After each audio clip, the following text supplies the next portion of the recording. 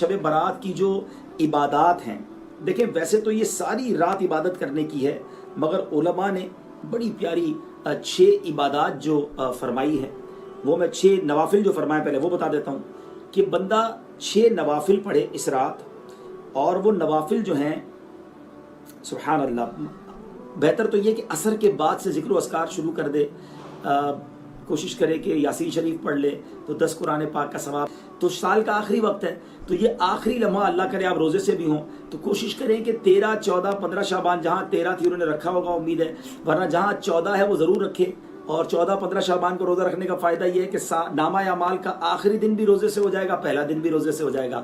اب نامہ اعمال کے جو آخری لمحات ہیں وہ کون سے ہیں؟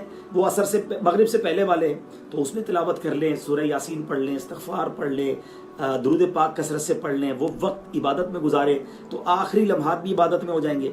پھر مغرب کے بعد فوراً کیا کرنا ہے؟ مغرب پڑھ لی، اب 2 رکعت نفل پہلے پڑھنی ہے کہ یا اللہ ان نوافل کی برکت سے مجھے ہر قسم کی بیماری اور آفتوں سے محفوظ فرما، اور اس کے بعد یاسین شریف پڑھ لے۔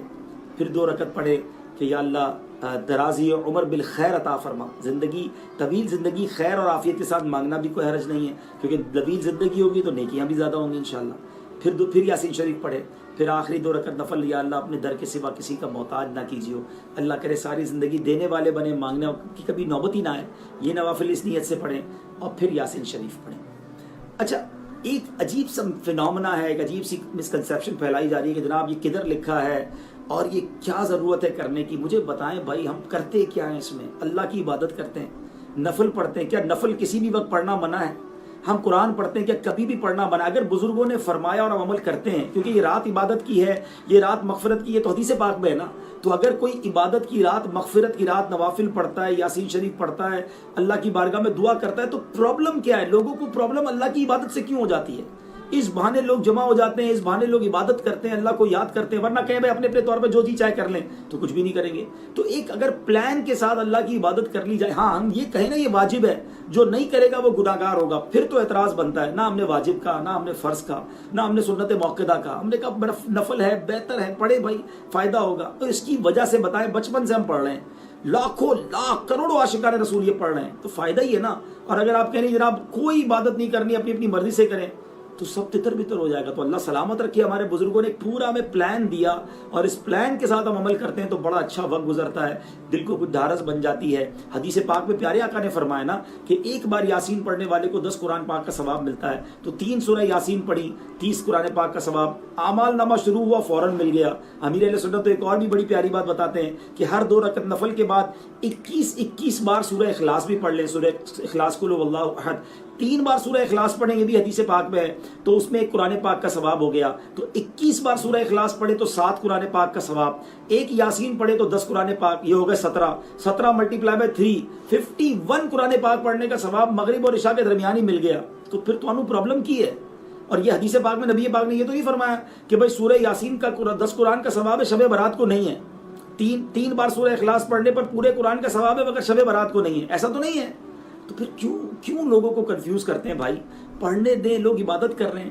تو بہرحال آ جائیں واپس اپنے پوائنٹ کی طرف کہ عبادت کریں، دل کھول کر کریں۔ اس کے بعد آپ کیا کریں؟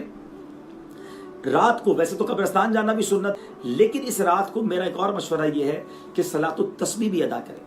بڑی کمال کی نوافل ہیں یہ، اور بڑی طویل نوافل ہیں، اس کو پڑھنے کا مزہ بھی کچھ اور آتا ہے۔ تو اب ظاہر ہے مسجدوں میں شاید نہیں ہو سکے گی، تو اپنے گھروں میں صلاۃ التسبیح ادا کریں۔ آلموسٹ لیٹ نائٹ تک مدنی چینل پر نشریات رہیں گی، اور اعلان ہوا ہے کہ امیر اہل سنت اس جگہ سے دعا کریں گے شب برات تقریباً 12 بجے کے آس پاس، کہ جہاں نالین اقدس موجود ہیں نبی پاک کے جو تبرکات ہیں امیر اہل سنت کے پاس، وہاں سے امیر اہل سنت انشاءاللہ دعا کریں گے۔ تو آپ نے ضرور شب برات کی رات مدنی چینل کے ساتھ گزارنی ہے، تو انشاءاللہ بہت کچھ آپ جان لیں گے اور سیکھ لیں گے۔ چلے جناب، کچھ باتیں ہو گئی، کچھ نوافل ہو گئے، عبادات کا بتا دیا۔ 14 شعبان بھی روزہ رکھیں، 15 شعبان بھی ضرور روزہ رکھیں۔ اچھا، ممکن ہو جن کے لیے، اب یہ بھی کوئی فرض واجب نہیں ہے بھائی، بزرگوں کا قول ہے اور ہم تو عمل کرتے ہیں بزرگوں کے قول پر، نقصان کوئی نہیں ہے نا، کہ جو بیری کے 7 پتے گرم پانی میں ڈال کے اس کو ابال لے، اور اس پانی کو پھر اس سے غسل کر لے، بے شک اس کو پھر بالٹی میں ڈال لیں، تو سارا سال جادو وغیرہ سے محفوظ رہے گا، تو کوئی حرج نہیں ہے۔ بزرگوں کا قول ہے اور ہر سال کرنے والے کرتے ہیں، ہم نے دوبارہ فرض نہیں کہا، اس کو واجب نہیں کہا، تو آپ کا اعتراض بنتا نہیں ہے، ٹھیک ہے۔ اسی طرح یہ بھی روایتوں میں ملتا ہے کہ اس رات جو وہ تو 10 محرم کے لیے کہ شب زمزم 10 محرم کو زمزم شریف جو ہے وہ تمام پانیوں میں شامل ہوتا ہے۔ شب برات کے لیے یہ بیری کے پتوں والی بات آ گئی، ٹھیک ہے جناب۔ تو بہرحال عبادت کریں اور دل کھول کر کریں، اللہ کی عبادت میں کسی سے سرٹیفکیٹ نہیں لینا ہم نے، عبادت کریں اور جو کر سکتے ہیں کریں، مانگیں۔ آسمان دنیا سے یہ اعلان ہوتا ہے کوئی مانگنے والا کہ ہم اس کی مغفرت کر دیں؟ ہے کوئی توبہ کا طلبگار کہ اس کی توبہ قبول کی جائے؟ ارے ہم گناہ گاروں کو تو توبہ چاہیے، مغفرت چاہیے، اللہ کی طرف سے رحمت چاہیے۔ تو اس رات خوب مانگنا ہے، بہت مانگیں، بلکہ آج بھی مانگیں، کل بھی مانگیں۔ آج ماشاءاللہ دنیا کے کئی ملکوں میں شب برات ہے، عرب ممالک میں شب برات ہے، تو انشاءاللہ مکہ مدینے میں شب برات ہے۔ تو انشاءاللہ آج رات 11:30 بجے ہمارے سلسلے کے بعد حاجی شاہد صاحب دامت برکاتہم العالیہ لائیو مدنی چینل پر بیان کریں گے، specially for the viewers of Madani channel, جہاں شب برات ہوگی۔ پھر 12:30 بجے آج رات بھی امیر اہل سنت دعا کریں گے۔ تو آج رات سے سلسلہ شروع ہے عبادت کا، میں ہوں اور قرآن ہے، تسبیح ہے، عبادت ہے، نوافل ہیں، روزے ہیں، لگ جاؤ بھائی، اور کوئی کام نہیں کرنا، توبہ کریں۔ اگر ان 6 لوگوں میں آپ شامل ہیں جن کا میں نے بیان کیا تو ضرور توبہ سچی کر لیں، تاکہ جب سب بخشے جائیں تو میرا نام بھی اس میں شامل ہو جائے۔ چلیں جناب، اب آپ کے کچھ میسج 2-4 منٹ پڑھ لیتا ہوں اور اس کے بعد انشاءاللہ ہم بھی دعا کریں گے۔ صلو علی الحبیب۔ جناب 14 شعبان کی رات یعنی 8 اپریل، ارشد اویسی صاحب دیکھیں ہمارے یہاں پاکستان میں 14 شعبان کل ہے، یعنی بدھ اور جمعرات کی درمیانی رات۔ عرب ممالک میں آج بڑی رات ہے، ٹھیک ہے۔ ہاں یہ غسل جو ہے عامر شہزاد بھائی مغرب کے بعد سے لے کر فجر تک کبھی بھی آپ بیری کے پتوں کے ساتھ غسل کر سکتے ہیں۔ ہاں مشکات آج نہیں ہے، مشکات بھی آج اپنی خالہ کے گھر کل چلی گئی ہیں، مشل بھی نہیں ہے، آج ہم اکیلے ہیں اور بہت زیادہ دونوں کو مس کر رہے ہیں۔ جی 12:30 بجے عمیر بھائی پاکستانی ٹائم کے مطابق آج رات 12:30 بجے امیر اہل سنت آج بھی دعا کریں گے اور کل بھی کریں گے انشاءاللہ۔ مشکات لگتا ہے ہمارا لازم سیگمنٹ ہو گئی ہے، ماشاءاللہ میسیجز آ رہے ہیں ان کے لیے۔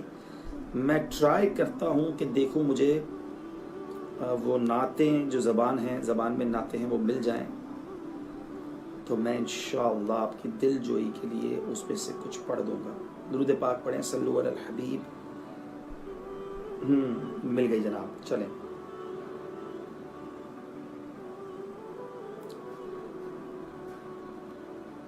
اسی مصطفیٰ جے وطن جا دیوانہ، سکوں تھا نبی جے سہن جا دیوانہ۔ اسی مصطفیٰ جے وطن جا دیوانہ، سکوں تھا نبی جے سہن جا دیوانہ۔ نبی جے حرم میں عجب جی چمک آ، نبی جے حرم میں عجب جی چمک آ، انہیں روشنی آئی چمن جا دیوانہ، انہیں روشنی آئی چمن جا دیوانہ۔ اسی مصطفیٰ جے وطن جا دیوانہ، سکوں تھا نبی جے سہن جا دیوانہ۔ صلو علی الحبیب صلی اللہ تعالی علیہ وسلم۔ چلے بھائی سندھی نعت کی بہت ساری فرمائشیں آپ کرتے تھے، آج میں نے پڑھ دی ہے۔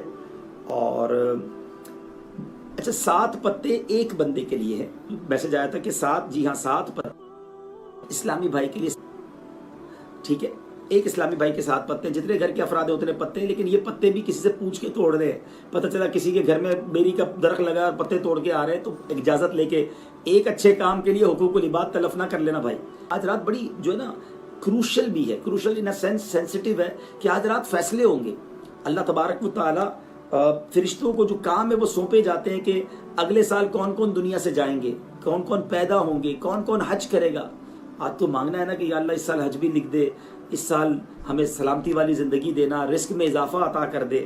دعا کے اندر بھی جو ہے نا شب برات کی، اب ذرا سنیے گا، میں تھوڑا سا 1-2 جملے سناتا ہوں۔ اللہم یا ذا المن ولا یمن علیہ، یا ذا الجلال والاکرام یا ذا الطول والانعام لا الہ الا انت ظہر اللاجین وجار المستجیرین وامان الخائفین اللہم ان کنت کتبتنی عندک فی ام الکتاب شقیا او محروما او مطرودا او مقترا علی فی الرزق. اب ذرا یہاں تک کا ترجمہ سنیے گا. اے اللہ، اے احسان کرنے والے کہ جس پر احسان نہیں کیا جاتا، اے بڑی شان و شوکت والے، اے فضل و انعام والے، تیرے سوا کوئی معبود نہیں. تو پریشان حالوں کا مددگار، پناہ مانگنے والوں کو پناہ اور خوفزدہ کو امان دینے والا ہے. ہم سب کو امان چاہیے نا، ڈرے ہوئے نا، اللہ سے مانگو نا، اے خوفزدہ کو امان دینے والے. پھر فرمایا اب یہ جو ام الکتاب کی بات ہے نا، کتنی گہری بات ہے کہ اے اللہ اگر تو نے اپنے یہاں ام الکتاب یعنی لوح محفوظ میں مجھے شقی یعنی بدبخت، محروم، دھتکارا ہوا اور رزق میں تنگی دیا ہوا لکھ چکا ہے، اے اللہ اگر تو نے لکھ دیا ہے تو اب آگے کیا فرمایا، آگے کیا عرض ہے، ذرا سنیے گا. میں دوبارہ یہاں سے پڑھوں گا تاکہ آپ کو اب ترجمے کے ساتھ جب آپ سنیں گے نا تو ایمان تازہ ہوگا. کیا ہم نے دعا کی، اللہم ان کنت کتبتنی فی عندک فی ام الکتاب، لوح محفوظ میں اگر تو نے مجھے لکھ دیا ہے شقیا او محروما او مطرودا او مقترا علی فی الرزق، رزق کٹا ہوا لکھ دیا ہے، فمحو، اے اللہ مٹا دے. اللہم بفضلک شقاوتی و حرمانی و طردی و اقتطار الرزقی وثبتنی عندک فی ام الکتاب سعیدا مرزوقا موفقا للخیرات. اے اللہ تو مالک ہے نا، تو خالق ہے، اس کو مٹا دے. اور اے اللہ اب ہمارے لیے کیا لکھ دے، سنو کہ اے رب کریم تو مجھے خوش بخت، اپنے پاس ام الکتاب میں مجھے خوش بخت رزق دیا ہوا، بھلائیوں کی توفیق دیا ہوا تحریر فرما دے. سبحان اللہ، سبحان اللہ، بڑی کمال کی دعا. پھر آگے اے اللہ تو اپنے پیارے حبیب علیہ الصلوۃ والسلام کے صدقے لیلۃ الشعبان کی نصف رات جس میں تو خاص تجلی فرماتا ہے، اس میں ہم پر کرم فرما.